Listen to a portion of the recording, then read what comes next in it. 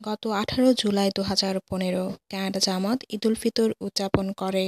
সব সময়কার মতন এবারও বছরের শুরুতে ঈদের তারিখ ঘোষণা করা হয়, যাতে করে জামাতের সদস্যরা আগে থেকেই ছুটির ব্যবস্থা করতে পারেন এবং বিপুল সংখ্যক সদস্য ঈদের নামাজে অংশগ্রহণ করতে পারেন। সবচেয়ে বড় ঈদের জামাত অনুষ্ঠিত হয় ইন্টারন্যাশনাল সেন্টারে, যা টরন্টো ইন্টারন্যাশনাল এয়ারপোর্টের নিকটে অবস্থিত। এটা হচ্ছে সেই জায়গা যেখানে কানাডা জলসা অনুষ্ঠিত হয়। ঈদের নামাজ অনুষ্ঠিত হয় সকাল 10টায়। আমির সাহেব কানাডা লাল খান মালিক সাহেব ঈদের নামাজ পরিচালনা করেন। নরনারী ও শিশুসহ নামাজের উপস্থিতির সংখ্যা ছিল 8,000 জন।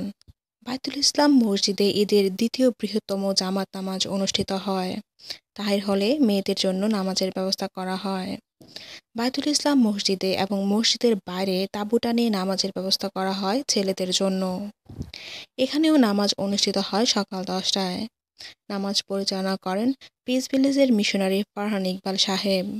কানাডার মিশনারি ইনচার্জ মাওলানা মুফাররক নাজির সাহেব ঈদের খুতবা প্রদান করেন। দোয়া শেষে সকলে একে অন্যের সাথে অত্যন্ত উৎসাহ উদ্দীপনার সাথে কোলাকুলি করেন।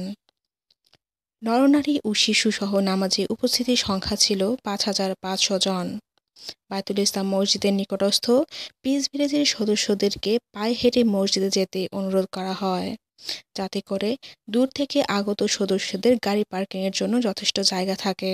জামাতের সদস্যদের সুবিধার্থে স্থাপন করা হয় বেশ কিছু টেবিল, যাতে করে সহজে তারা ঈদ ফান্ড এবং ফিতরানা পরিশোধ করতে পারেন। ক্যালগেরির বাইতুন নূর মসজিদ ছিল তার ধারণ ক্ষমতায় পরিপূর্ণ।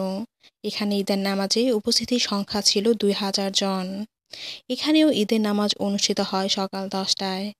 নামাজ পরিচালনা এবং ঈদের খুতবা প্রদান করেন ক্যালগেরির মিশনারি নাসির মাহমুদ বাট সাহেব।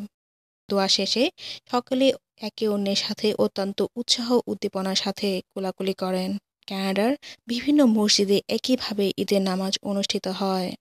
ইকরা আহমেদ, MTA ইন্টারন্যাশনাল জামাত নিউজ, বাইতুল ইসলাম মসজিদ, টরন্টো, কানাডা।